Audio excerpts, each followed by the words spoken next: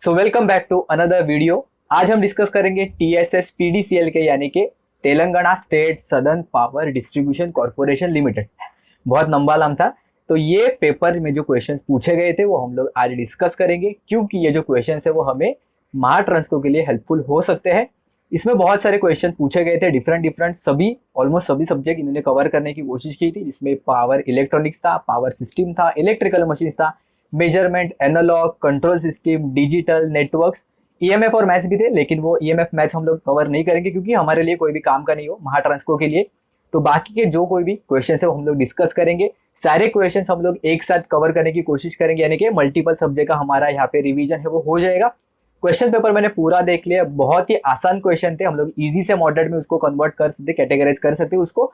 तो इसलिए जैसे ही क्वेश्चन सामने आ जाएगा आप वीडियो पॉज करोगे और अपने आप से सॉल्व करने की कोशिश करोगे और अपना आंसर है वो चेक करोगे कि करेक्ट आया है कि नहीं।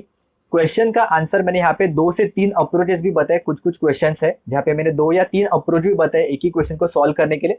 कभी कभी क्या होता है, हमें जो आसान अप्रोच होता है वो एग्जाम में क्लिक नहीं करता है, करेक्ट। तो वहां पे हम लोग क्या कर सकते हैं, फिर जो कन्वेंशनल अप्रोच है उससे हम लोग जा सकते हैं। तो ये वीडियो आखिर तक जरूर से देखना, क्योंकि शायद नंबर ऑफ क्वेश्चंस कम रहेंगे लेकिन आपको जो थिंकिंग एबिलिटी है वो आपको समझ में आ जाएगा कि एक क्वेश्चन को हम लोग कैसे अप्रोच कर सकते हैं डिफरेंट मेथड से।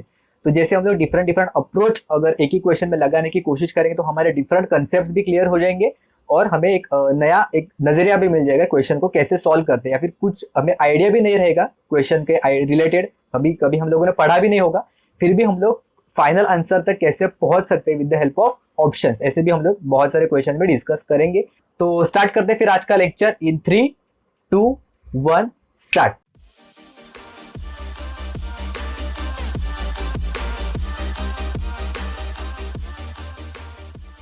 तो फर्स्ट क्वेश्चन आया था, a two-port network is defined by the following pair of equations I1 और I2 का इक्वेशन दिया है। इट्स इम्पीडेंस पैरामीटर हम लोग को फाइंड आउट करने हैं, Z1, Z2 और Z21 और Z22। ये जो हम लोगों को Z पैरामीटर उसके वैल्यूज है वो फाइंड आउट करने हैं। गिवन क्या दिया, हमें 2 इक्वेशन दिए हैं, I1 और I2 के इक्वेशन दिए हैं। तो I1 I2 in terms of V1 V2 क्या होता है, ये होता है Y पैरामीटर, करेक्ट। Y जो मैट्रिक्स होता है ये हम लोग डायरेक्टली वो फाइंड आउट कर सकते हैं इससे। यहाँ पे मैं एक बार लिख लूंगा, तो इससे हम लोग डायरेक्टली फिर Z पैरामीटर है वो फाइंड आउट करेंगे। 2 अप्रोच में बताऊंगा आपको, फर्स्ट क्वेश्चन में ही 2 अप्रोच आपको बताऊंगा, आपको जो कोई भी अच्छा लगेगा आप उससे फाइंड आउट कर सकते हो। तो जो शॉर्टकट वाला मेथड रहेगा उसमें क्या होगा, Y पैरामीटर हम लोग सबसे पहले ड्रॉ करेंगे, ये हो जाएगा Y11, Y12, Y21 और Y22, ठीक है। यहाँ पे Y पैरामीटर ड्रॉ करो, क्या हो जाएगा यहाँ पे 2, 1, 1 एंड 1, ये हो जाएगा जो Y पैरामीटर गिवन इक्वेशन से मैंने सिर्फ लिख लिया यहाँ पे, okay.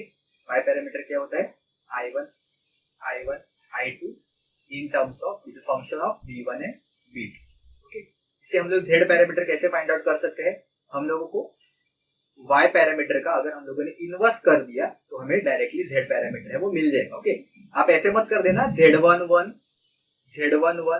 Is equal to Y11 का इनवर्स, ऐसा नहीं हो जाएगा, ये गलत है।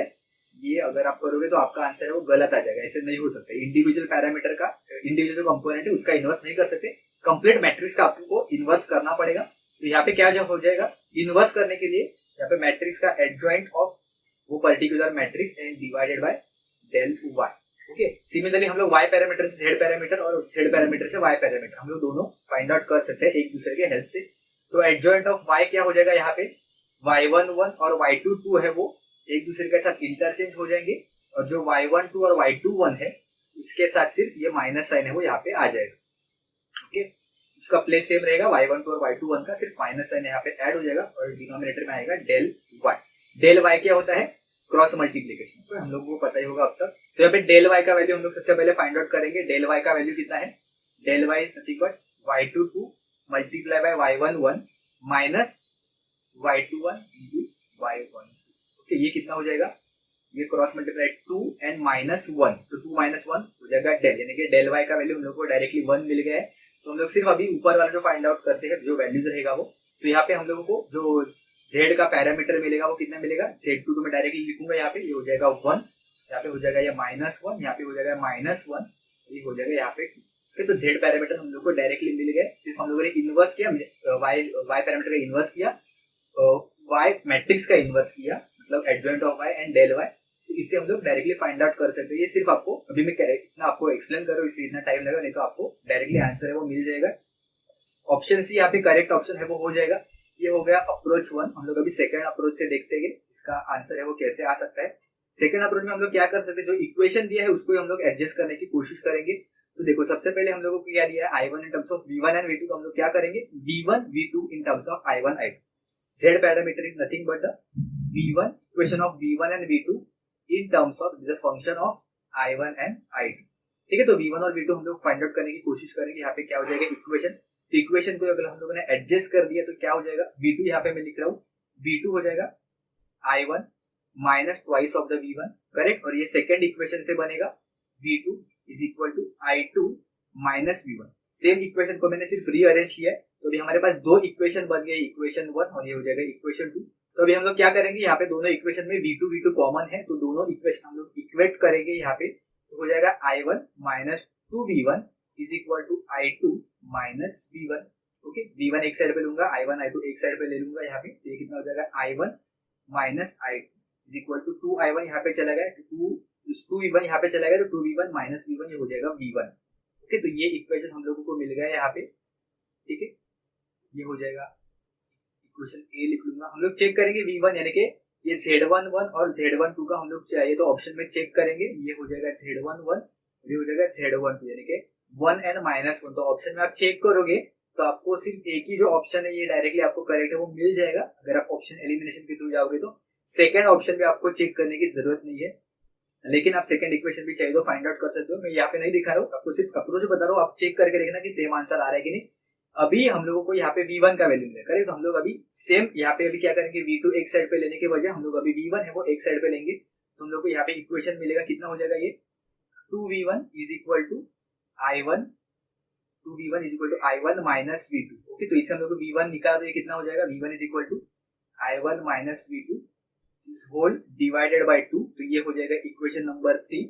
और इक्वेशन 4 कितना बनेगा, V1 is equal to I2 minus V2, ये हो जाएगा इक्वेशन नंबर 4। ओके, तो अगर आप ये दोनों इक्वेशन 3 और इक्वेशन 4 अगर आप इक्वेट करोगे तो आपको -1 और -2 यही आपको जो पैरामीटर्स है वो मिल जाएंगे। आप एक बार कंफर्म करके देख लें। तो ये दो अप्रोच से भी आप फाइंड आउट कर सकते हो। शायद अभी अगर आपको समझ नहीं आया कि एडजॉइंट कितना है, अगर आपको भूल गए होंगे कि Y से Z या फिर Z से Y कैसे फाइंड आउट करते हैं, तो सिर्फ इक्वेशन को रीअरेंज करके भी फाइनल आंसर तक पहुंच सकते। ओके, तो नेक्स्ट क्वेश्चन देखते हैं। The three-phase star-connected supply of a phase voltage of 100 volt 50 hertz is supplying a three-phase star-connected resistive load of 5 ohms per phase.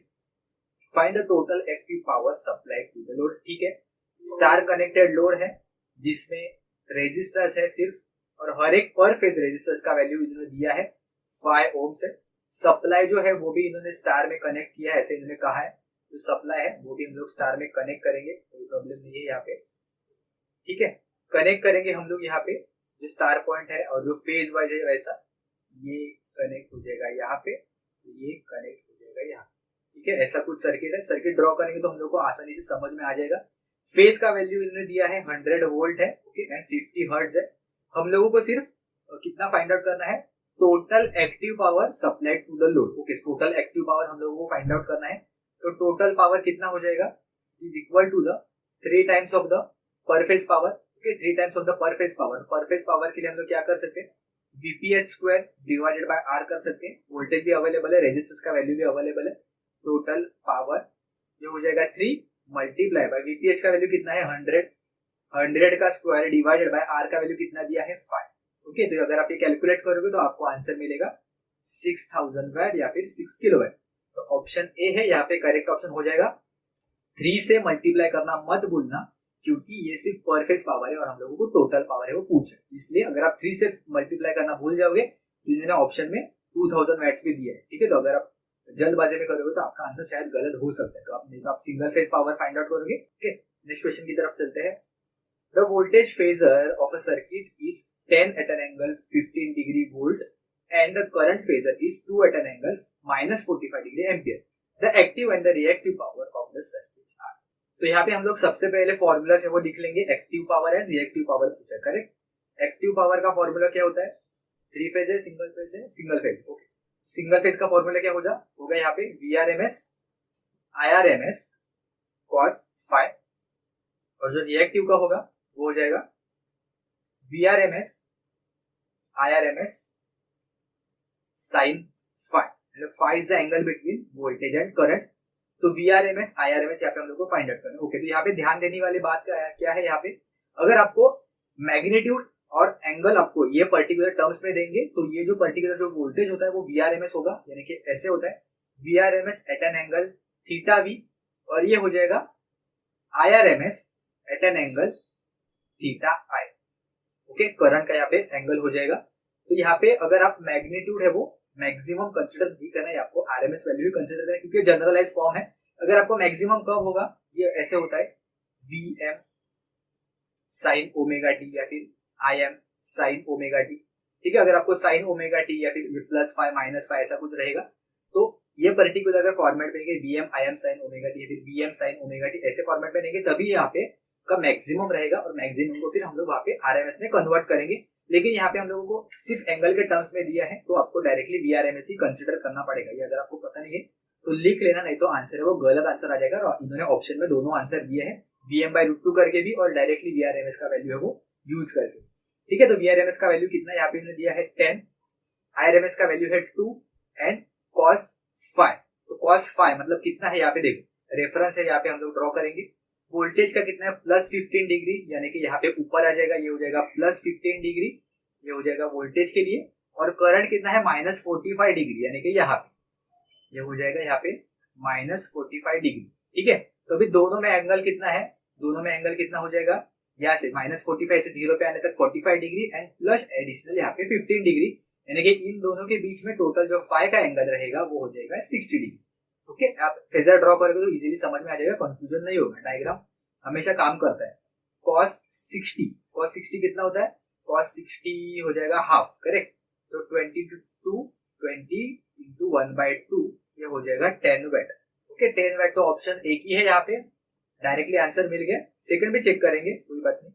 10 into 2 multiply by sin 60। Okay, sin 60 कितना होता है √3/2, correct.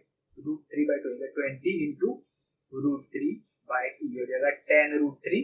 √3 का answer कितना होता है, √3 होता है 1.732, तो आपको इसका आंसर मिलेगा 17.32 VAR। ऑप्शन ए हम लोगों का करेक्ट आंसर है। अगर आपने इसको VM/2 यानी कि VM/√2 IM/√2 करोगे तो यहाँ पे जो आंसर है वो हाफ हो जाएगा, यानी कि 10 का हाफ हो जाएगा 5, जो आपको ऑप्शन में दिया है। और यहाँ पे भी 17.32 का हाफ यहाँ पे दिया है 8.66, तो आपको आंसर है वो यहाँ पे मिल जाएंगे। आपको ध्यान में रखना है कि एंगल के टर्म्स में देंगे ऐसे तो ये VRMS का वैल्यू होता है, एडिशनली उसको जाके /√2 मत करना। ठीक है, नेक्स्ट क्वेश्चन देखते हैं। Two coils having equal resistance but different inductances are connected in series, the time constant of the series combination is. Okay, तो डायरेक्टली आपको ये आंसर शायद पता नहीं होगा, यहाँ पे मैं जैसे बोल रहा हूँ डायग्राम है वो आपको बहुत काम में आ जाएगा। तो सबसे पहले हम लोग डायग्राम ड्रॉ करेंगे। क्या कहा इन्होंने, दो कॉइल है, रेजिस्टेंस इक्वल है, स्पेसिफिकली इन्होंने कहा है इक्वल रेजिस्टेंस है, लेकिन दोनों का जो इंडक्टेंस है वो अलग अलग है। तो कोई बात नहीं, हम लोग ड्रॉ करेंगे। दो कॉइल्स है वो, ये हो जाएगा RL, ये हो जाएगा दूसरा R, ये हो जाएगा L।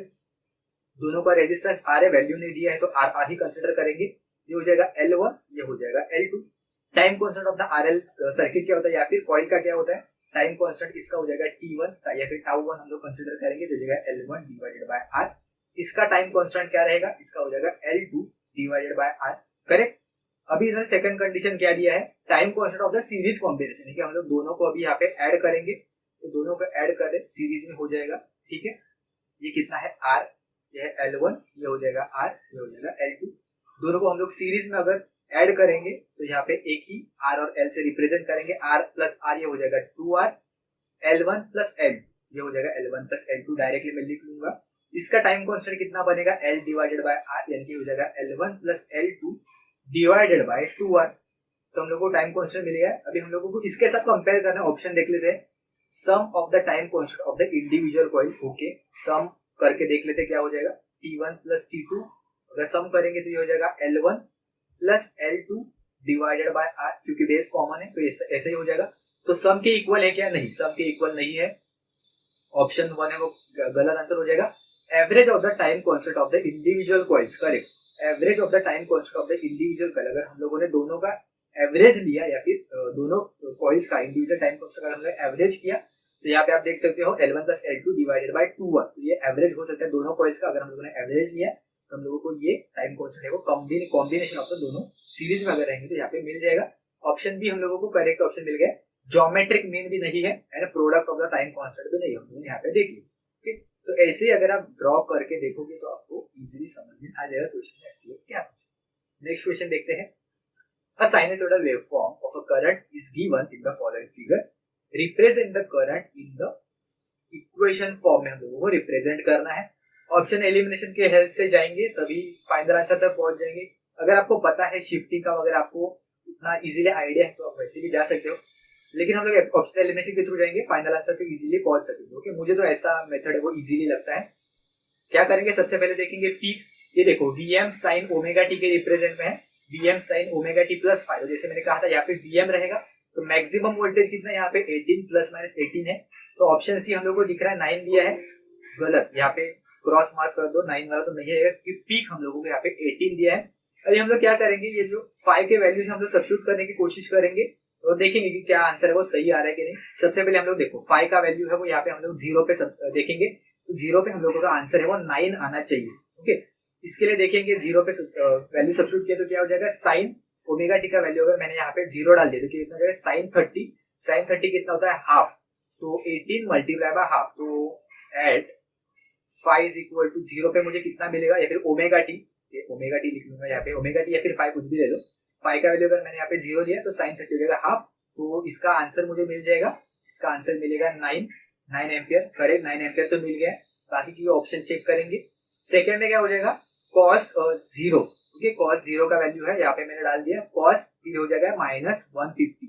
ये हो जाएगा 18 मल्टीप्लाई बाय कॉस माइनस 150। ये कितना हो जाएगा, कॉस 90 डिग्री होता है 0। उसके बाद हम लोग एडिशनल 60 डिग्री लेंगे। एडिशनल 60 डिग्री लेने के कितना हो जाएगा, ये माइनस √3/2। तो 18 इंटू माइनस √3/2, ये तो निगेटिव में ही आ गया है। हम लोगों को आंसर 9 मिलना चाहिए। करेक्ट, यहाँ पे ये निगेटिव में मिल रहा है हमें आंसर, तो ये गलत आंसर हो जाएगा। तो ऑप्शन बी गया, ऑप्शन सी गया। अभी बचा ऑप्शन ए और डी में से। ऑप्शन डी में डाल के देखते हैं, ओमेगा का वैल्यू अगर मैंने 0 डाल दिया यहाँ पे तो साइन 150 कितना होता है, साइन 150 90 हाफ हो जाएगा हाफ। करेक्ट, तो 18 मल्टीप्लाई बाय हाफ, ये हो जाएगा 9। तो ये भी आंसर करेक्ट है। अभी तक ये दोनों रेस में बने हैं, ए और डी में कॉम्पिटिशन बना है। ठीक है, उसके बाद यहाँ पे देखो हम लोग 30 डिग्री हम लोग यहाँ पे कह सकते हैं sine 30 plus 30। Okay, option A में चेक करेंगे, 18 इंटू साइन 30 प्लस 30 यानी कि कितना हो जाएगा, साइन 60। साइन 60 का वैल्यू कितना होता है, √3/2। ये हो जाएगा 18 इंटू √3/2, ये हो जाएगा समथिंग 9√3। और हम लोगों को आंसर कितना चाहिए, 0। तो यहाँ पे ऑप्शन ए वो कैंसिल हो गया। ऑप्शन बचा डी, एक बार क्रॉस वेरीफाई कर लेते हैं। साइन हम लोगों को कितना डालना है, 30। ओके, 30 प्लस 150 हो जाएगा, 30 प्लस 150 हो जाएगा 180 एंड साइन 180 होता है, साइन 180 हो जाएगा 0। तो मतलब ऑप्शन डी का आंसर हम लोगों को मिल रहा है 0, which is exactly matching with our original waveform. इसलिए ऑप्शन डी है यहाँ पे करेक्ट ऑप्शन हो जाएगा। तो इस क्वेश्चन का सेकंड अप्रोच कैसे हो सकता है, देखो यहाँ पे ये इतना इनिशियल पोर्शन अगर मैंने इग्नोर कर दिया तो सिर्फ ये मैंने यहाँ से 30 डिग्री से चालू कर दिया तो ये मुझे क्या दिख रहा है, निगेटिव साइन वेवफॉर्म मिल रहा है। करेक्ट, निगेटिव साइन वेवफॉर्म इसको कह सकता हूँ। तो ये minus sine omega T something कुछ आएगा। फिर देखो यहाँ पे ये जो वेवफॉर्म है ये राइट साइड की तरफ शिफ्ट है, यानी कि 0 एक्चुअल में यहाँ पे होना चाहिए। ये जो ओरिजिन है वो यहाँ से स्टार्ट होना चाहिए। करेक्ट, यहाँ से एक्चुअल में वो स्टार्ट होना चाहिए वेवफॉर्म, लेकिन ये राइट साइड की तरफ शिफ्ट है, यानी कि हम लोग ऐसे कह सकते हैं कि ये लैगिंग इन नेचर है। करेक्ट, राइट साइड की तरफ शिफ्ट है मतलब ये लैगिंग इन नेचर है। हम लोग ऐसे कह सकते हैं कि ये बाद में चालू हुआ है एक्चुअल में, तो इसलिए हम लोग ऐसे कह सकते हैं ये हो जाएगा minus 18 sine omega T minus 30 degree. Correct, lagging in nature इसलिए हम लोगों ने माइनस 30 डिग्री राइट हैंड की तरफ शिफ्ट है इसकी वजह से। तो हम लोग ऐसे कह सकते हैं कि ये एक मेथड मैंने स्टार्टिंग के लेक्चर में बताया था, ये होता है कॉस फाई। हम लोग यहाँ पे कंसिडर कर सकते हैं और यहाँ पे हो जाएगा ये साइन फाई, इसके अपोजिट हो जाएगा यहाँ पे माइनस साइन फाई और यहाँ पे हो जाएगा ये माइनस कॉस फाई। ओके, तो मैं यहाँ पे कलर चेंज कर देता हूँ तो इजीली समझ में आ जाएगा इसका जो वेवफॉर्म हमें कैसे दिखाई देगा। Minus 18 sine omega T minus 30 degree, तो माइनस साइन कहाँ पे, यहाँ पे ऊपर है, तो माइनस साइन से 30 डिग्री लैग कर रहा है, यानी कि राइट साइड की तरफ माइनस 30 डिग्री है ना, तो हम लोग यहाँ पे ये जो एक्चुअल में फेजर है इसका ऐसे कुछ यहाँ पे आ जाएगा, करेक्ट। यहाँ पे हम लोगों को मिलेगा -18 sine omega T -30 degree, minus की तरफ गया मैं और 30 डिग्री यहाँ पे शिफ्ट कर दिया। तो साइन फाइव से हम लोग चालू करेंगे फेजर, उसको पकड़ेंगे और यहाँ पे लेके जाएंगे। तो हम लोग देखेंगे यहाँ पे एक्चुअल में 150 डिग्री मेजर है कि नहीं क्लॉकवाइज। तो यहाँ पे कितना मिल जाएगा, ये हो जाएगा यहाँ पे 90 डिग्री, करेक्ट। और 90 डिग्री से हम लोग यहाँ पे एडिशनल कितना जाएंगे, 60 डिग्री, क्योंकि टोटल 90 डिग्री में से हम लोगों ने ऑलरेडी यहाँ पे 30 डिग्री कवर कर लिया है। तो इसलिए ये 90 डिग्री प्लस 60 डिग्री, यानी कि हम लोग ऐसे कह सकते हैं which is equivalent to 18 sin omega T plus 150 degree, correct. इसी मेथड से भी हम लोग फाइनल आंसर तक पहुंच सकते हो। आपको सिर्फ यहाँ पे कॉस कंपोनेंट लेना है, साइन फाइव कंपोनेंट लेना है। आप चेंज करके भी लिख सकते हैं, आपकी मर्जी है। मुझे यहाँ पे ऐसे कन्वीनियंट लगता है, कॉस फाइव में 0 डिग्री पे लेता हूँ और -90 पे मैं साइन फाइव लेता हूँ, इसके अपोजिट माइनस साइन फाइव। तो आप दोनों मेथड से जा सकते हैं, आपको जो कोई भी इजी लगेगा। आपको सिर्फ समझ में आना चाहिए कि लैगिंग है कि लीडिंग है, क्योंकि अगर आपने यहाँ पे प्लस माइनस का अगर आपने मिस्टेक कर दिया तो आपका आंसर है वो गलत आंसर हो जाएगा लैगिंग लीडिंग के केस, ठीक है। तो आई होप आपको ये समझ में आया होगा। कुछ भी डाउट है तो आप मुझे नीचे कमेंट में पूछ सकते हो या फिर टेलीग्राम पे मैसेज कर देना। तो नेक्स्ट क्वेश्चन देखते हैं। An open loop system represented by the transfer function G of S, यहाँ पे दिया है ट्रांसफर फंक्शन स्टेबल और मिनिमम नॉन मिनिमम हम लोगों को फाइंड आउट करना है। स्टेबल या नॉन अनस्टेबल हम लोग फाइंड आउट कर सकते हैं। देखो दोनों पोल्स है वो लेफ्ट हैंड साइड में एग्जिस्ट करेंगे, कहाँ पे रहेंगे, s इज इक्वल टू -2 पे रहेगा और दूसरा रहेगा s इज इक्वल टू -3, यानी कि दोनों left hand side of the S plane पे एग्जिस्ट कर रहे हैं। तो इसका मतलब सिस्टम है वो स्टेबल है, सिस्टम स्टेबल है। ऑप्शन डी ऑप्शन सी गलत। अभी मिनिमम और नॉन मिनिमम फेजर अगर आपको पता नहीं होगा हम लोग डिस्कस करते हैं। मिनिमम नॉन मिनिमम क्या होता है। मिनिमम फेज सिस्टम माने it is a system in which the poles and zeros will not lie on the right hand side of the S plane. बहुत इंपॉर्टेंट है, poles as well as zero दोनों के दोनों left hand side में exist करेंगे, should not lie on the right hand, यानी कि left hand side में एग्जिस्ट करेंगे तभी हम लोग इसको कहेंगे मिनिमम फेज सिस्टम। अदरवाइज अगर कोई भी एक पोल या फिर जीरो अगर राइट हैंड साइड में अगर एग्जिस्ट करेगा तो हम लोग कहेंगे नॉन मिनिमम फेज सिस्टम है। तो यहाँ पे हम लोग देख सकते हैं कि जो जीरो है s इज इक्वल टू +1 पे एग्जिस्ट करेगा, करेक्ट। जो जीरो रहेगा वो हो जाएगा s इज इक्वल टू +1 पे एग्जिस्ट करेगा, क्योंकि हम लोग ये जो इक्वल टू जीरो करेंगे तो इसलिए हम लोग को मिलेगा s lying on the right hand side of the s plane. तो इसके वजह से ये हो जाएगा non minimum phase system, okay. जो हम लोगों को जो सिस्टम दिया है ये है यहाँ पे नॉन मिनिमम फेज सिस्टम। तो इसलिए ऑप्शन यहाँ पे कितना करेक्ट हो जाएगा, यहाँ पे option non minimum option B है, यहाँ पे करेक्ट ऑप्शन वो हो जाएगी। Minimum non minimum phase system पता नहीं होगा, बहुत ही आसान सा है, नोट कर लेना, पता नहीं होगा। नेक्स्ट क्वेश्चन देखते हैं। A closed loop transfer function of a system is T of S is equal to, यहाँ पे दिया transfer function, the steady state error ESS का वैल्यू हम लोग को फाइंड आउट करना है, steady state error due to the unit step input, okay. Input क्या दिया है वो भी बहुत इंपॉर्टेंट है, हम लोगों ने अभी कंट्रोल सिस्टम का क्वेश्चन डिस्कस किया था। यहाँ पे कैच क्या होता है, हम लोगों को जो steady state error find out करना है उसके लिए हम लोग ओपन लूप सिस्टम का जो गेन होता है वो हम लोग फाइंड आउट करते हैं, क्योंकि k का वैल्यू ओपन लूप सिस्टम का हम लोगों को उसमें हेल्प लेना पड़ेगा। यहाँ पे क्लोज लूप ट्रांसफर फंक्शन दिया है तो इसलिए हम लोग सबसे पहले क्लोज लूप से ओपन लूप में कन्वर्ट करेंगे। g of s divided by 1 plus gs hs, कुछ दिया नहीं है तो यूनिट स्टेप कंसीडर करेंगे, हो जाएगा 4 divided by s square plus 0.4s plus 4, okay. हम लोग यहाँ पे डिस्कस नहीं करेंगे, ऑलरेडी हम लोगों ने देखा है, डिस्कस किया। अगर आपको पता नहीं होगा तो वो लेक्चर देख लेना कंट्रोल सिस्टम का। यहाँ पे हम लोगों को जीएस का वैल्यू कितना मिल जाएगा, अगर आप ये क्रिस क्रॉस मल्टीप्लाई करके सॉल्व करोगे तो आपको आंसर मिलेगा 4 divided by s into the bracket s plus 0.4, correct. ये कौन सा टाइप का सिस्टम है, ये टाइप 1 सिस्टम है, ओके। ये हो जाएगा टाइप 1 सिस्टम। हम लोगों ने एक टेबल भी देखा था, यहाँ पे टाइप 1 सिस्टम है, टाइप 1 सिस्टम है और इनपुट कौन सा दिया है, यूनिट स्टेप इनपुट दिया है। तो यूनिट स्टेप इनपुट और टाइप 1 के लिए हम लोगों को आंसर क्या मिल रहा है, स्टेडी स्टेट एरर का, ये स्टेडी स्टेट एरर का टेबल है। स्टेडी स्टेट एरर का आंसर मिलेगा हम लोगों को 0, यहाँ पे ऑप्शन सी है वो करेक्ट ऑप्शन हो जाएगा। इसका फॉर्मूला में एक बार देख लेते हैं क्या होता है।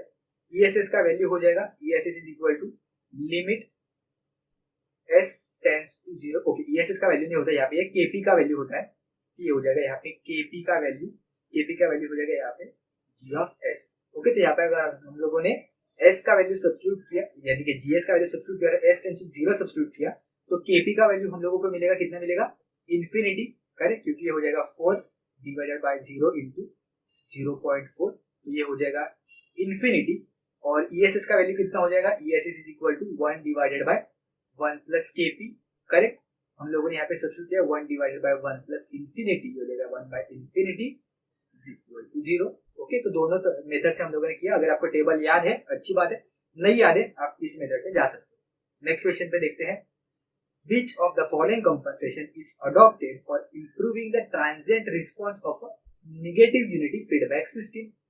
नेगेटिव यूनिटी फीडबैक सिस्टम के लिए क्या पूछा है, ट्रांजिएंट रिस्पांस है वो कहाँ पे इंप्रूव होता है। तो इसका करेक्ट ऑप्शन है phase lead system. Phase lead compensation अगर हम लोगों ने यूज किया तो हमें ट्रांजिएंट रिस्पांस है वो ज्यादा अच्छा मिलता है। और फेज लैग के लिए हम लोगों को जो स्टेडी स्टेट रिस्पांस होता है, स्टेडी स्टेट जो रिस्पांस होता है वो हम लोगों को ज्यादा अच्छा मिलता है। स्टेडी स्टेट रिस्पांस हम लोगों को अच्छा मिलता है इन case of phase lag. Lead के केस में ट्रांजिएंट है वो अच्छा मिलता है। तो मैंने लास्ट लेक्चर में भी कहा था कि फेज लीड और फेज लैग कंपनसेशन दोनों देखना, दोनों का कंपैरिजन, कहाँ पे ट्रांजिएंट रिस्पांस कैसा होता है, स्टेडी स्टेट रिस्पांस कैसा होता है, वहां पे उसका बैंडविड्थ कैसा होता है, इंक्रीज होता है डिक्रीज होता है, या फिर उसका जो रिस्पांस होता है वो फास्ट होता है स्लो होता है। ये सारी चीजें एक बार देख लेना। मैक्सिमम हम लोग कितना फेज शिफ्ट प्रोवाइड कर सकते हैं, अगर आपको ट्रांसफर फंक्शन दिया तो उसके हेल्प से मैक्सिमम फेज शिफ्ट कितना प्रोवाइड कर सकते हैं, उसमें टाउ का वैल्यू कितना होता है, अल्फा का वैल्यू कितना होता है, बीटा का वैल्यू कितना होता है, ये सारी चीजें हम लोगों ने लास्ट लेक्चर में डिस्कस किया। अगर आपको पता नहीं होगा तो कंट्रोल सिस्टम के लास्ट 2 लेक्चर है वो आप देख लेना अच्छे से, बहुत अच्छे से हम लोगों ने इन डिटेल में डिस्कस किए ये सारी चीजें। उसके साथ साथ ट्रांसफर फंक्शन हम लोग कैसे लिखते हैं, पोल कहाँ पे लाई करता है, जीरो कहाँ पे लाई करता है, कौन सा पोल डोमिनेटिंग होता है, कौन सा जीरो डोमिनेटिंग सिस्टम होता है। तो ये सारी चीजें आप जरूर से एक बार देख लेना अगर आपको पता नहीं होगा तो, और एग्जाम से पहले रिवाइज करके जाना। नेक्स्ट क्वेश्चन देखते हैं, the phase lead network function G of S यहाँ पे दिया है, where A is less than 1 would provide the maximum phase lead at the frequency of, क्योंकि यहाँ पे अभी हम लोगों को कौन से फ्रीक्वेंसी पे मैक्सिमम फेज लीड यहाँ पे हम लोगों को मिल जाएगा। हम लोग सबसे पहले देख लेते हैं क्या होता है। जो GC कंपनसेशन दिया है उसका ट्रांसफर फंक्शन हम लोगों को नॉर्मल टर्म्स में लिखने की कोशिश करेंगे। टाउ को मैंने यहाँ पे मल्टीप्लाई किया दिया हो जाएगा tau S plus 1 divided by tau, denominator में हो जाएगा यहाँ पे ये alpha tau S plus 1 divided by alpha tau. Okay, यहाँ पे ये टाउ से टाउ कैंसिल आउट हो जाएगा, ये अल्फा वो ऊपर चला जाएगा, इसको हम लोगों को आंसर मिलेगा GC of S is equal to alpha, bracket में हो जाएगा tau S plus 1 divided by alpha tau S plus 1। Okay, मैंने लास्ट लेक्चर में कहा भी था कि अल्फा का जो फैक्टर है वो हम लोगों को यहाँ पे मिलता है, लेकिन एक इक्विलाइजर सर्किट हम लोग 1 बाय अल्फा का इक्विलाइजर सर्किट सीरीज में कास्केड करके लगाएंगे तो ये जो अल्फा का टर्म है वो चला जाएगा, सिर्फ tau S divided by tau S plus 1 divided by alpha tau S plus 1 हम लोगों को आंसर है वो मिल जाएगा। तो इससे अभी देखो यहाँ पे हम लोग डिस्कस कर ही लेते। तो जीरो का वैल्यू हम लोगों को यहाँ पे मिलेगा क्योंकि लीडिंग है तो ये जीरो डोमिनेटिंग सिस्टम होता है, तो जीरो का वैल्यू हम लोगों को मिलेगा यहाँ पे -1 डिवाइडेड बाय टाउ, और इसको पोल का वैल्यू मिलेगा यहाँ पे -1 डिवाइडेड बाय अल्फा टाउ, और अल्फा की वैल्यू होती है लेस देन 1। अल्फा यहाँ पे इन्होंने ए लिखा है, अल्फा ए दोनों सेम ही है। यहाँ पे क्या है पूछा हम लोगों को, मैक्सिमम फेज लीड है वो हम लोगों को कहाँ पे मिलता है। ओके, तो हम लोग इसका मैग्नीट्यूड और फेजर प्लॉट कैसे होता है ड्रॉ करके देखते हैं। सबसे पहले यहाँ पे कोई भी अगर आप यहाँ पे देखोगे ट्रांसफर फंक्शन, कोई भी ओरिजिन पे ना पोल एग्जिस्ट करता है ना जीरो एग्जिस्ट करता है, तो इसलिए हम लोगों को फ्लैट लाइन मिलेगी स्टार्टिंग में। ये अगर हम लोगों ने इसका बोर्डे प्लॉट ड्रॉ करने की कोशिश की तो यहाँ पे इसका कुछ फेजर है वो जो मैग्नीट्यूड प्लॉट है, बोर्डे मैग्नीट्यूड प्लॉट वो हम लोगों को कुछ इस तरह से मिलता है। कॉर्नर फ्रीक्वेंसी हम लोगों को यहाँ पे मिलेगी, यहाँ पे जो स्लोप है वो +20 डिग्री का हो रहा है, मतलब यहाँ पे जीरो है वो ऐड हो जाएगा, तो जीरो का वैल्यू कितना हो जाएगा यहाँ पे 1 डिवाइडेड बाय टाउ, और यहाँ पे हो जाएगा 1 डिवाइडेड बाय अल्फा टाउ, ये पोल का वैल्यू हो जाएगा। और यहाँ पे आप देख सकते हो जो स्लोप है वो वापस से कम हो जाएगा, फ्लैट लाइन हम लोगों को मिल रहा है। यहाँ पे निगेटिव में क्यों मिल रहा है, क्योंकि ये होता है 20 लॉग के हम लोग टर्म्स में लिखते हैं 20 लॉग अल्फा के वैल्यू। अल्फा के वैल्यू यहाँ पे लेस देन 1 है, तो अगर अल्फा का वैल्यू लेस देन 1 है तो यहाँ पे हम लोगों को नेगेटिव वैल्यू वो मिलेगा। अगर अल्फा का वैल्यू हम लोगों ने यहाँ पे इग्नोर कर दिया तो ये जीरो से स्टार्ट हो जाएगा। इसका जो फेज का वैल्यू हम लोगों को कुछ इस तरह से मिलेगा, यहाँ पे हम लोगों को कुछ इस तरह से वैल्यू मिलेगा। फेज लीड है इसका यहाँ पे हो जाएगा ये कॉर्नर फ्रीक्वेंसीज, यहाँ पे मैं ड्रॉ करूंगा कॉर्नर फ्रीक्वेंसीज, और यहाँ पे देख सकते हैं इसका जो मैक्सिमम वैल्यू हम लोगों को यहाँ पे मिलेगा ओमेगा नॉट में, इसको यहाँ पे कंसीडर करूंगा, हो जाएगा 1 बाय टाउ, ये हो जाएगा 1 डिवाइडेड बाय अल्फा टाउ, तो यहाँ पे हो जाएगा ये फ्रीक्वेंसी का वैल्यू। तो ओमेगा नॉट का जो वैल्यू हम लोगों को जहाँ पे मिलेगा मैक्सिमम फ्रीक्वेंसी हो जाएगा 5x, मैक्सिमम फेज शिफ्ट हो जाएगा यहाँ पे 5x का वैल्यू होगा 5x। तो इसका जो वैल्यू हम लोगों को मिलता है वो मिलता है ओमेगा नॉट पे, और ये होता है geometric mean of the corner frequency, यानी कि होगा 1 by tau multiply by 1 divided by alpha tau. तो अगर आप ये सॉल्व करोगे तो आपको आंसर मिलेगा टाउ का स्क्वायर हो जाएगा, यानी कि बाहर चला आएगा, तो हो जाएगा 1 divided by tau multiply by the root of alpha. तो यहाँ पे ये पर्टिकुलर फ्रीक्वेंसी पे हमें जो मैक्सिमम फेज शिफ्ट है वो मिल जाएगा इन केस ऑफ लीडिंग। तो यहाँ पे ऑप्शन बी है वो यहाँ पे करेक्ट आंसर है, हो जाएगा। तो सिमिलरली लैगिंग के लिए भी आप ऐसे फाइंड आउट कर सकते हो, ट्रांसफर फंक्शन उसका लिख लो, सिर्फ उसका देख लो, उसका मैग्नीट्यूड प्लॉट और उसका फेज प्लॉट कैसे आता है, और सेम उसका भी ज्योमेट्रिक मीन पे दोनों कॉर्नर फ्रीक्वेंसीज होती है, वहां पे आपको इजीली आंसर मिल जाएगा। शायद यहाँ पे अल्फा के जगह पे सिर्फ बीटा होगा, क्योंकि यहाँ पे हम लोगों को मिलता है 1 divided by beta tau and 1 divided by tau.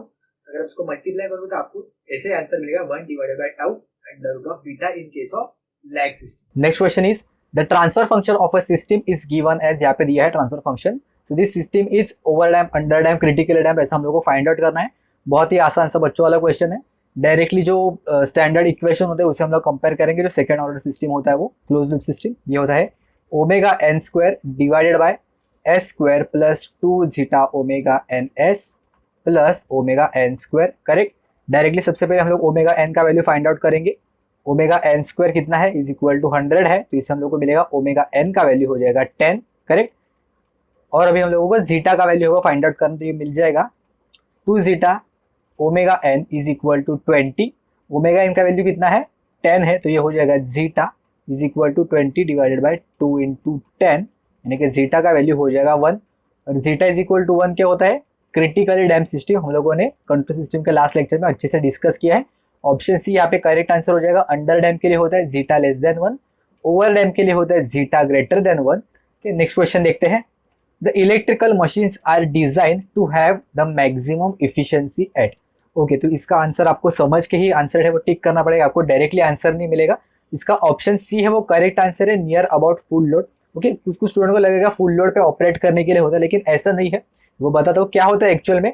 जो कोई भी इलेक्ट्रिकल मशीन से हम लोग कभी भी उसको फुल लोड पे मैक्सिमम टाइम ऑपरेट करने की कोशिश नहीं करेंगे, क्योंकि ऑल ऑफ अ सडन अगर कहीं भी यहाँ पे इमरजेंसी आ गई, हम लोगों को डायरेक्टली लोड इंक्रीज करने की वहाँ पे अगर जरूरत होगी, तो वहाँ पे हम लोग up to maximum full load तक वहाँ पे जा सकते हैं। थोड़ा बहुत ओवरलोड भी कर सकते हैं, लेकिन एडिशनल अगर लोड हम लोग को ड्राइव करने की अगर वहाँ पे जरूरत होगी, इन केस ऑफ ट्रांसफार्मर भी हो या फिर मोटर भी हो, अगर एडिशनल लोड हम लोगों को वहाँ पे ड्राइव करने की जरूरत होगी, तो हम लोग वहाँ पे फिर उसको ओवरलोड कर सकते हैं या फिर अप टू फुल लोड तक यहाँ पे लेके जा सकते हैं।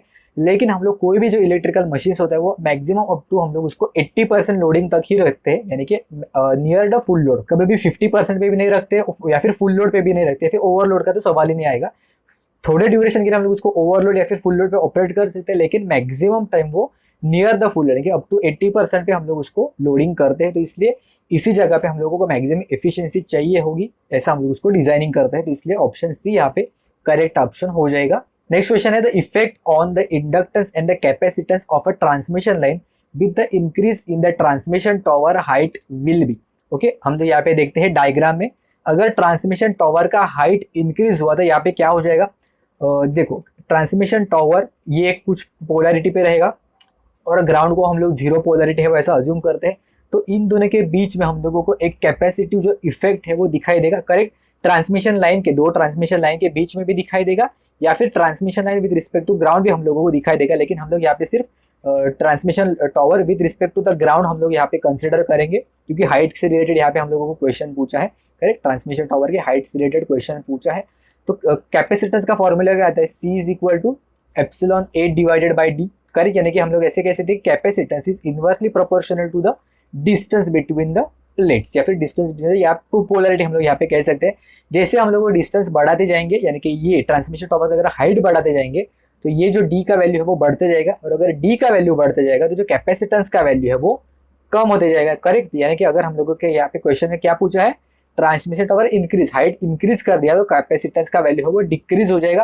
तो इंक्रीज वाले ऑप्शन तो चले जाएंगे, और ट्रांसमिशन लाइन में इंडक्टेंस का हाइट से रिलेटेड कोई भी यहाँ पे सवाल नहीं आता है, तो इसलिए ट्रांसमिशन जो इंडक्टेंस है वो सेम रहेगा, इट विल रिमेन सेम। तो यहाँ पे ऑप्शन सी है वो करेक्ट ऑप्शन हो जाएगा। Line inductance remain same and the line capacitance decreases. Okay, option ए भी यहाँ पे गलत आंसर हो जाएगा। नेक्स्ट क्वेश्चन देखते हैं। In a medium and long transmission line which of the following devices is used to neutralize the Ferranti effect। फेरेंटी effect में क्या होता है, जो रिसीविंग एंड वोल्टेज होता है it is greater than the sending end voltage होता है। Correct, अगर ये ट्रांसमिशन लाइन हुआ यहाँ पे, तो यहाँ पे जो रिसीविंग एंड पे अगर कोई भी अगर हमारा लोड कनेक्टेड है, यहाँ पे हमारा जो रिसीविंग एंड वोल्टेज होता है it is greater than the sending end voltage होता है, करेक्ट। तो यानी कि वोल्टेज ज्यादा होता है तो कैपेसिटिव इन नेचर होने की वजह से, या फिर अगर लाइट लोड हुआ तो वहां पे हमें फेरांटी इफेक्ट है वो दिखाई देता है, तो इसलिए हम लोग वहां पे जो शंट रिएक्टर है वो कनेक्ट करते हैं। कैपेसिटिव इफेक्ट है तो कैपेसिटी को न्यूट्रलाइज करने के ऑब्वियसली हम लोग वहां पे इंडक्टिव जो कोई भी कनेक्टेड रहेगा एलिमेंट रहेगा कंपोनेंट वही कनेक्ट करेंगे। तो कैपेसिटर वाले ऑप्शन तो चले जाएंगे यहाँ पे। रेजिस्टर का तो कोई सवाल ही नहीं आएगा पावर फैक्टर कंपनसेट करने के लिए या फिर जो वोल्टेज को कम करने के लिए। शंट रिएक्टर हम लोग यहाँ पे यूज करते हैं ताकि जो लीडिंग पावर फैक्टर उसको कंपनसेट करके ऑलमोस्ट न्यूट्रलाइज करने की कोशिश करेंगे। तो इसे शंट रिएक्टर यहाँ पे करेक्ट ऑप्शन हो जाएगा। सीरीज रिएक्टर और शंट रिएक्टर होगा अगर ऑप्शन में, फिर भी हम लोग शंट रिएक्टर ही वापस सिलेक्ट करेंगे, सीरीज रिएक्टर हम लोग यूज नहीं करेंगे। नेक्स्ट क्वेश्चन देखते हैं। The equipment has a per unit impedance of 0.8 per unit on the base of 66 kV and 100 MVA. Determine the per unit impedance when the base value are 33 kV and 200 MVA. बहुत ही आसान सा question है, हम लोगों को directly formula है वो पता होना ही चाहिए। Z per unit new, okay, बहुत बार देखा भी होगा आपने फॉर्मूला। ये होता है Z per unit old multiply by MVA new divided by MVA old multiply by kV base old divided by kV base new the whole square। Okay, directly values है वो सब्स्टिट्यूट करेंगे। Z पर यूनिट ओल्ड का value है 0.8 multiply by MVA new है 200 divided by 100 old वाला, and यहाँ पे KV old का वैल्यू कितना है 66 and divided bye 33। KV cancel हो जाएगा, हम लोग नहीं लिखेंगे, हो जाएगा 0.8 मल्टीप्लाई बाय 2 मल्टीप्लाई बाय हो जाएगा 2 का स्क्वायर यानी कि हो जाएगा ये 4। तो आप कैलकुलेट करोगे तो आपको आंसर मिलेगा 6.4 पर यूनिट। इसलिए ऑप्शन सी वो करेक्ट ऑप्शन है। सिर्फ आपको ये फॉर्मूला है वो पता होना चाहिए, बहुत बार बहुत सारे एग्जाम में पूछा गया है। नेक्स्ट क्वेश्चन देखते हैं। To measure the total power on a 3-phase system supplying a balance load 2 wattmeter reads the 7.5 kilowatt and -1.5 kilowatt respectively the total power factor the total power is. तो अगर 2 wattmeter हम लोग use करेंगे तो total power कितना होता है? Total power होता है addition of the both wattmeters यानी कि W1 प्लस W2 हम लोगों को विथ साइन के साथ कंसिडर करना है। ये हो जाएगा 7.5 plus of -1.5 so which is equal to the 6 kilowatt. दोनों का एडिशन होता है। इससे रिलेटेड भी क्वेश्चन हम लोगों ने मेजरमेंट के लेक्चर में कवर किया है, चाहे तो आप वहां से रेफर कर सकते हो। नेक्स्ट क्वेश्चन देखते हैं। The 6-volt Zener diode shown in the circuit diagram has the zero resistance and the knee current of 5 milliampere. Okay, then what is the minimum value of resistance R so that the voltage across the diode does not fall below the 6 volt? तो R का value हम लोगों को find out करना है और इन्होंने कहा है कि जो जेनर डायोड है इसके अक्रॉस जो वोल्टेज ड्रॉप होगा वो 6 वोल्ट से कम नहीं होना चाहिए, और इसलिए हम लोगों को रेजिस्टेंस का वैल्यू वो मिनिमम है वो फाइंड आउट करना है। तो आप ऐसे फाइंड आउट कर सकते हैं कि आर के अक्रॉस हम लोगों ने अगर वोल्टेज फाइंड आउट किया वोल्टेज डिवीजन रूल से, फॉर टाइम बिंग अगर हम लोगों ने जेड को इग्नोर कर दिया तो ये 2 रजिस्टर है, तो वोल्टेज डिवीजन रूल से हम लोग आर के अक्रॉस कितना वोल्टेज आएगा ये फाइंड आउट कर सकते हैं। और इसके हेल्प से हम लोग इसके अक्रॉस वोल्टेज कितना है, दोनों पैरेलल में है, तो सेम जिसके आर के अक्रॉस जितना वोल्टेज रहेगा वही जेड के अक्रॉस रहेगा, यानी कि जेनर वोल्टेज के अक्रॉस, जेनर डायोड के अक्रॉस। और हम लोगों को सबसे पहले इंपॉर्टेंट है कि मिनिमम वैल्यू ऑफ रेजिस्टेंस है वो फाइंड आउट करना है। तो सिर्फ वोल्टेज डिवीजन रूल का हम लोगों को यहाँ पे सहारा लेंगे। मिनिमम वैल्यू फाइंड आउट करना है तो ऑप्शन में से हम लोगों को सिलेक्ट करना पड़ेगा कोई भी। तो क्या करते हैं हम लोग मिनिमम रेजिस्टेंस से ही चालू करते हैं, ऑप्शन में से जो 300 ओम से क्या करते हैं, ये यहाँ पे वोल्टेज आ गया, ये आ जाएगा यहाँ पे रेजिस्टर, यहाँ पे आ गया ये आर का वैल्यू 300 हम लोग यहाँ पे अभी कंसिडर करेंगे, ये हो जाएगा यहाँ पे 100, ओके, और ये हो जाएगा यहाँ पे V is equal to 8.5। Voltage division rule से कितना हो जाएगा, वोल्टेज अक्रॉस आर हो जाएगा 8.5 मल्टीप्लाई बाय 300 डिवाइडेड बाय ये हो जाएगा 400, यानी कि 0 0 0 0 कैंसिल आउट, ये हो जाएगा 8.5 multiply by 3 divided by 4। Okay, अगर इसको 8.4 कंसिडर करेंगे हम लोग तो ये कितना हो जाएगा, 8.4 को हम लोग 4 से डिवाइड करेंगे, ओके, टाइम बिंग के लिए 8.4 कंसिडर करेंगे तो ये हो जाएगा 2.1 multiply by 3 which is equal to ये हो जाएगा 6.3। ओके, यानी कि एक्चुअल में जो आंसर मिलेगा ऑब्वियसली 6.3 से ज़्यादा ही मिलेगा। और इन्होंने कहा है कि voltage across the diode shall not fall below the 6 volt, यानी कि 6 वोल्ट से ज़्यादा हम लोगों को आंसर है वो मिलना चाहिए। तो हम लोगों को डायरेक्टली आंसर 6 वोल्ट से ज़्यादा मिल गया है, और यही इन चारों ऑप्शन में सबसे लीस्ट रेजिस्टेंस है, तो इसलिए यहाँ पे ऑप्शन डी है वो करेक्ट ऑप्शन हो जाएगा। आपको थोड़ा बहुत अलर्टनेस यहाँ पे यूज करना पड़ेगा एग्जाम में। मिनिमम पूछा है तो ऑप्शन चेक करते हुए मिनिमम से स्टार्ट करेंगे ना, क्या अगर आप इधर ऑप्शन जैसे दिया है ABCD करके, तो देखो यहाँ पे आप पहुंचते पहुंचते आपको बहुत ही ज्यादा टाइम लगेगा। तो मिनिमम पूछे तो मिनिमम से चालू करेंगे, मैक्सिमम पूछे तो मैक्सिमम से चालू करेंगे ऑप्शन एलिमिनेशन के वक्त। ओके, तो आई होप आपको ये क्लियर हो गया होगा। नेक्स्ट क्वेश्चन की तरफ चलते हैं। The multiplication of the two binary numbers find out करना है। दो बाइनरी नंबर्स दिए हैं, तो क्या करते हैं, डायरेक्टली मल्टीप्लीकेशन करते हैं। इतना कुछ नहीं है, डिजिटल इलेक्ट्रॉनिक्स का क्वेश्चन है। दो नंबर्स लेंगे, उसको सिर्फ नॉर्मल मल्टीप्लाई करेंगे। कितना हो जाएगा ये 1 से मल्टीप्लाई करेंगे हो जाएगा 0 1 0 1, उसके बाद हो जाएगा 0, ये आ जाएगा 4 zeros, उसके बाद 2 zeros आ जाएंगे। नॉर्मल बच्चों वाला हम लोग मल्टीप्लीकेशन कर रहे हैं, यहाँ पे हो जाएगा ये 0 1 0 1 एंड अगेन यहाँ पे अभी आ जाएगा ट्रिपल जीरोज, वापस आ जाएगा 0 1 0 1। बच्चों वाले कैलकुलेशन एडिशन करेंगे, 4 zeros हो जाएगा 0, इस बाद हो जाएगा 1, उसके बाद हो जाएगा अगेन ये होगा 0। ओके, उसके बाद है 1 + 1। 1 + 1 का बाइनरी में कितना होता है, 1 + 1 हम करेंगे तो ये हो जाएगा 0 और कैरी फॉरवर्ड आगे चला जाएगा, तो 1 और 1। ओके, ये 1 और ये 1 हो जाएगा 0, तो इसलिए यहाँ पे हो जाएगा 0 एंड कैरी फॉरवर्ड यहाँ पे आ जाएगा 1। ओके, यहाँ पे मैं कैरी फॉरवर्ड 1 लिखूंगा, ये वाला 1 + 1 अगेन हो जाएगा 1 एंड 0, यहाँ पे हो जाएगा 0, कैरी फॉरवर्ड आ जाएगा यहाँ पे 1 1 + 1 अगेन 0, यहाँ पे कैरी फॉरवर्ड आ जाएगा 1 और 1 + 1 ये हो जाएगा यहाँ पे 10। ऑप्शन देखते हैं, ऑप्शन यहाँ पे करेक्ट ऑप्शन है option A. Okay, simple calculation है, बहुत कोई कॉम्प्लिकेटेड नहीं है, सिर्फ आपको ये वाली जो चीज़ है वो पता होनी चाहिए। 1 + 1 होता है 10। नेक्स्ट क्वेश्चन की तरफ बढ़ते हैं। Convert the decimal number 185, decimal में है उसको हेक्साडेसिमल में कन्वर्ट करना है। इसके भी दो अप्रोच है, दोनों डिस्कस करेंगे। सबसे पहले हम लोग क्या करेंगे, इसको बाइनरी में कन्वर्ट कर सकते हैं और फिर बाइनरी को हम लोग हेक्साडेसिमल में कन्वर्ट कर सकते हैं। तो बाइनरी में कन्वर्ट करने के लिए क्या करेंगे, 128 64 32 16 8 4 2 एंड 1, करेक्ट। 128 लगेगा क्या 185 बनाने के लिए, हाँ ये हो जाएगा।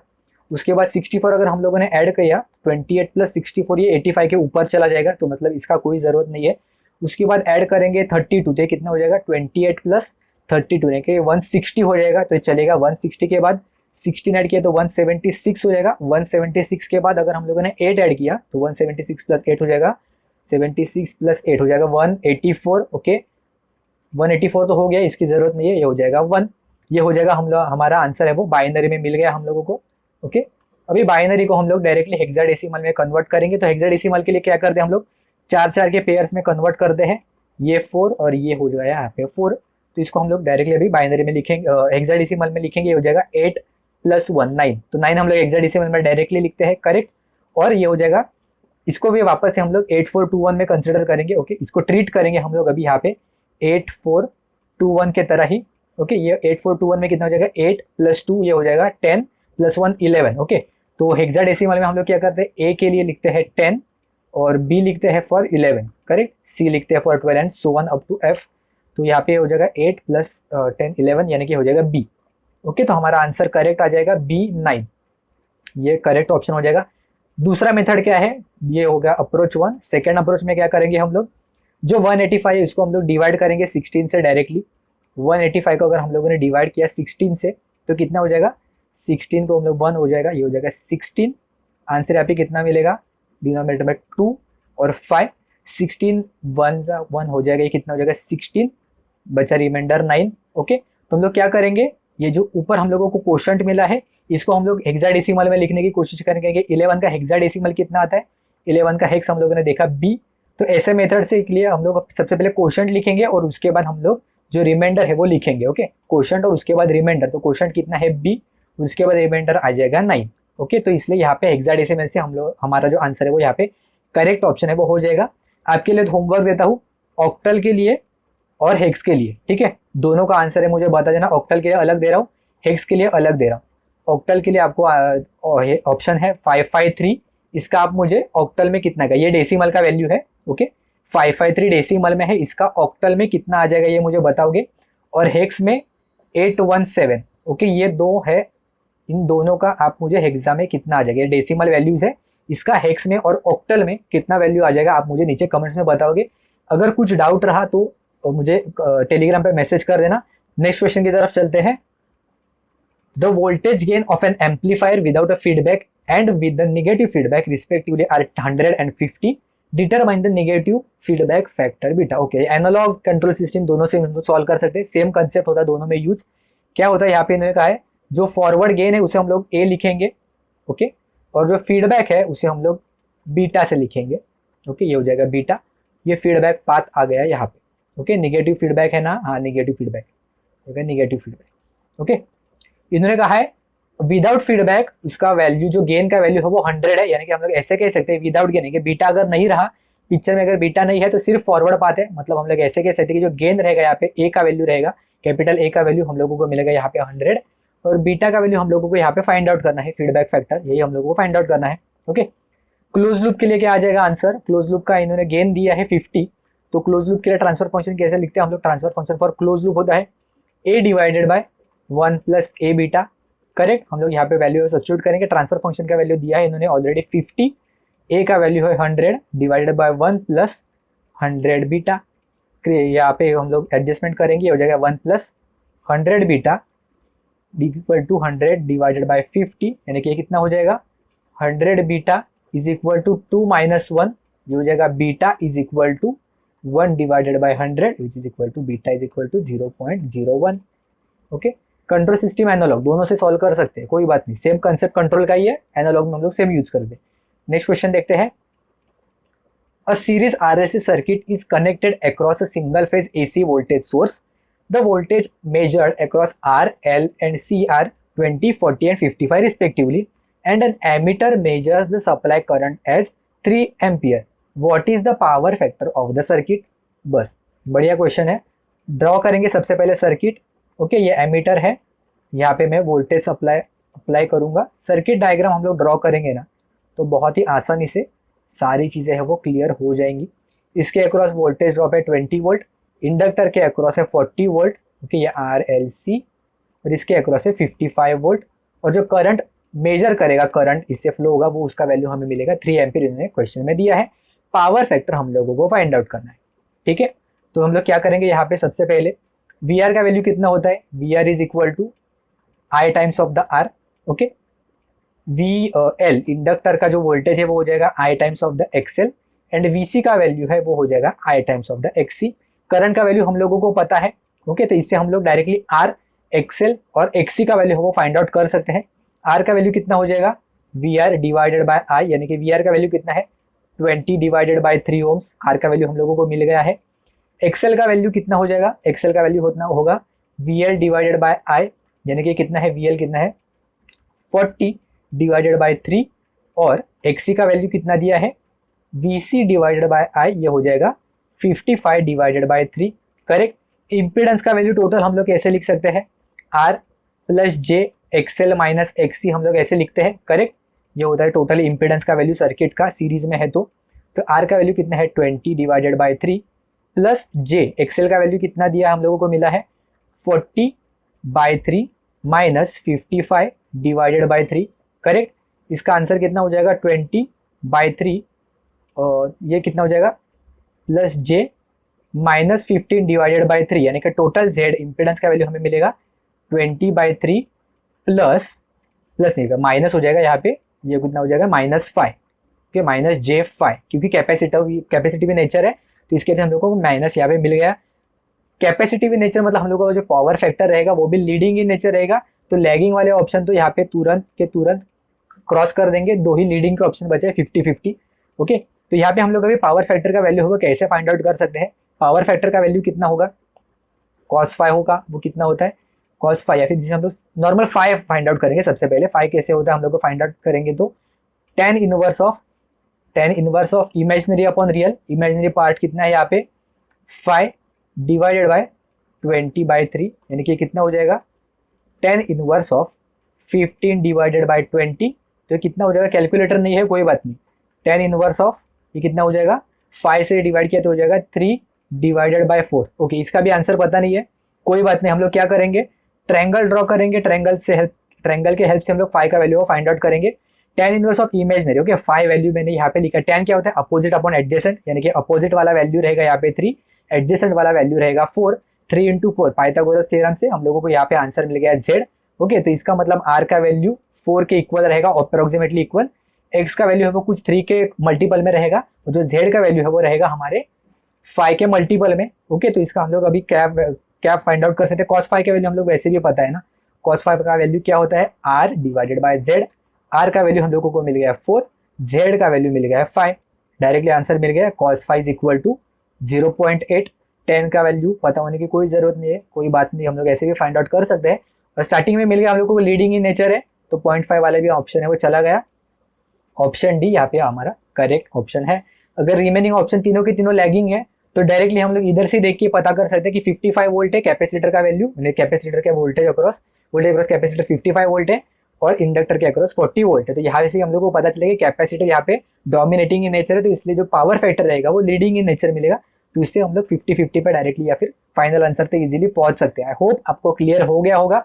तो अगर आपको कैलकुलेटर का वैल्यू पता नहीं है, टाइम का वैल्यू पता नहीं है, फिर भी आप इस अप्रोच से जा सकते हो। नेक्स्ट क्वेश्चन की तरफ चलते हैं। अब balance three phase star connected voltage source has a phase sequence of ABC, sequence दिया है एबीसी एंड बैलेंस है। Okay, if voltages of phase A to the neutral is 10 at an angle 0 degree, phase A का value दिया है। Okay, phase का value दिया है, phase A का value. The line voltage VBC with respect to the phase A is given by. Okay, क्या करते हैं फेजर डायग्राम। फेजर डायग्राम सबसे पहले ड्रॉ करेंगे। फेज ए वी ए का वैल्यू ऐसा है कुछ। ओके, ये कितना दिया है 10 at an angle 0 degree, 0 degree इसलिए मैं ऐसे ड्रॉ करूंगा। उसके बाद वी और वी है ना, तो जो फेजर बैलेंस है यानी कि सभी के बीच में 120 डिग्री का फेज डिस्प्लेसमेंट रहेगा। ए के बाद आएगा बी यानी कि यहाँ पे आ जाएगा वी, ये फेज वोल्टेज है, यहाँ पे आ जाएगा वी। हम लोगों को फाइंड आउट करना है line voltage VBC. Line voltage VBC माने क्या होता है phase voltage B minus phase voltage of C, VB minus VC. तो हम लोग क्या करेंगे, वीसी का माइनस है ना, तो इसलिए मैं यहाँ पे अपोजिट डायरेक्शन में माइनस वीसी ड्रॉ करूंगा, ये हो जाएगा माइनस वीसी। और इन दोनों को अगर मैं ऐड करूंगा, दोनों का अगर मैंने फेज एडिशन कर दिया तो यहाँ पे हो जाएगा, कितना हो जाएगा, यहाँ पे गंदा बना, वापस से ड्रॉ कर दो, यहाँ पे ये हो जाएगा ऐसे, ये हो जाएगा V B C which is equal to V B minus V C. Okay, और हम लोगों को फेज ए के रिस्पेक्ट में, इसके रिस्पेक्ट में यहाँ पे कितना है वो ड्रॉ करना है। तो सबसे पहले हम लोगों को पता है जो लाइन वोल्टेज होता है it is a √3 times of the phase voltage, correct. और एंगल हम लोगों को देख सकते हैं यहाँ पे क्लॉकवाइज डायरेक्शन में, क्लॉकवाइज डायरेक्शन में हम लोग ऐसे घूम रहे हैं, कितना है 90 डिग्री, यानी कि मैग्नीट्यूड है वो √3 टाइम्स मिलेगा। तो इसलिए वीबीसी का जो मैग्नीट्यूड मिलेगा वो √3 times of the phase A का वैल्यू मिलेगा, यानी कि 10 मल्टीप्लाई बाय √3, ये हो जाएगा। और एंगल कितना है यहाँ पे क्लॉकवाइज 90 डिग्री, यानी कि ये हो जाएगा माइनस 90 डिग्री। तो ये हो जाएगा 10√3 at an angle minus 90 degree with respect to A. Okay, किसके रिस्पेक्ट में पूछा ये भी हम लोगों को देखना पड़ता है हमेशा। तो इसलिए ऑप्शन डी है वो यहाँ पे करेक्ट ऑप्शन है, वो हो जाएगा। नेक्स्ट क्वेश्चन देखते हैं। The Thevenin equivalent voltage VTH in the following circuit is. Okay, again बच्चों वाला क्वेश्चन आ गया। तो क्या करेंगे, सबसे पहले वीटीएच ये ओपन टर्मिनल के अक्रॉस हम लोगों को फाइंड आउट करना है। 2-3 मेथड से हम लोग समझने की कोशिश करेंगे, चाहिए तो। करंट देखो, करंट हम लोगों को करंट सोर्स दिया है, मतलब यही करंट इसी ब्रांच से फ्लो होगा। यहाँ पे राइट साइड पे ओपन सर्किट है, करेक्ट, जहाँ पे करंट ओपन सर्किट है मतलब कोई भी करंट है वो फ्लो नहीं होगा, मतलब यही जो करंट है वो इससे फ्लो होगा, यानी कि यहाँ पे हम लोगों को जो करंट मिलेगा वो 12 एम्पियर ही मिलेगा। तो हम लोग क्या कर सकते हैं, यहाँ पे डायरेक्टली केवीएल फाइंड आउट कर सकते हैं। केवीएल नहीं लगा सकते एक्चुअली में, सॉरी, केवीएल नहीं लगा सकते क्योंकि इसके अक्रॉस का वोल्टेज हम लोगों को नहीं पता, लेकिन टोटल वीटीएच का वैल्यू हम लोग फाइंड आउट कर सकते हैं। या फिर ऐसे लिख सकते हैं हम लोग, करंट इसका जो वैल्यू रहेगा वो हो जाएगा 12 एम्पियर इस ब्रांच से, और इसको हम लोग डायरेक्टली वीटीएच कंसिडर कर सकते हैं क्योंकि इसके अक्रॉस कोई भी वोल्टेज है वो ड्रॉप नहीं होगा। तो टर्मिनल ए बी का जो वोल्टेज है वही सेम टर्मिनल हम लोगों को यहाँ पे मिलेगा, ये पर्टिकुलर नोड पे। तो वीटीएच का वैल्यू हम लोग कैसे फाइंड आउट कर सकते हैं, या फिर हम लोग ऐसे लिख सकते हैं, करंट का इक्वेशन लिखेंगे, आई का इक्वेशन लिखेंगे, I is equal to higher potential से लोअर पोटेंशियल की तरफ करंट फ्लो होगा, यानी कि हो जाएगा VTH minus 10 divided by 3। Okay, ये वाला जो ब्रांच है यहाँ पे करंट जो इक्वेशन है वो लगाऊंगा, वीटीएच माइनस 10 डिवाइडेड बाई 3। आई का वैल्यू मिल गया, ये हो जाएगा 12, और ये 3 यहाँ पे ऊपर चला गया, हो जाएगा multiply by 3 which is equal to VTH minus 10। तो वीटीएच कितना हो जाएगा 36 प्लस 10 वहाँ पे चला जाएगा, ये हो जाएगा plus 10 which is equal to 46 volt. Correct option आ जाएगा बी, और यहाँ पे करेक्ट ऑप्शन हो जाएगा। इसी क्वेश्चन में इसका आरटीएच का वैल्यू कितना आ जाएगा आप मुझे नीचे कमेंट्स में बताओगे, आरटीएच का वैल्यू कितना आ जाएगा। ठीक है, तो आज के लेक्चर में हम इतने क्वेश्चन डिस्कस करेंगे। जो रिमेनिंग क्वेश्चंस है वो हम लोग नेक्स्ट लेक्चर में कवर करने की कोशिश करेंगे। आई होप आपको आज का वीडियो बहुत अच्छा लगा। हम लोग डिफरेंट डिफरेंट अप्रोचेस से या फिर कैसे कैलकुलेटर नहीं होगा ऑप्शन एलिमिनेशन के थ्रू या फिर मल्टीपल ऑप्शन के थ्रू हम लोग फाइनल आंसर तक कैसे पहुंच सकते हैं डिफरेंट मेथड से लोगों ने आज डिस्कस किया। आई होप आपको अच्छा लगा होगा। अच्छा लगा हो तो हमें नीचे कमेंट्स में जरूर से बताना। वीडियो अगर हेल्पफुल लगा हो तो अपने दोस्तों के साथ भी ये वीडियो जरूर से शेयर कर देना। अगर आप पहली बार ये चैनल पे आए हो तो हम लोगों ने ऑलरेडी महाट्रांसको के लिए प्लेलिस्ट बनाई है।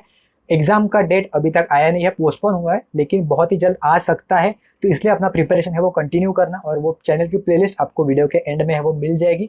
वीडियो अगर अच्छा लगा हो तो लाइक कर देना मत भूलना, और चैनल को सब्सक्राइब भी कर देना। तो रिमेनिंग जो क्वेश्चंस है वो हम लोग डिस्कस करेंगे नेक्स्ट लेक्चर में। तो चलिए अब हम मिलते हैं नेक्स्ट लेक्चर में और क्वेश्चंस के साथ।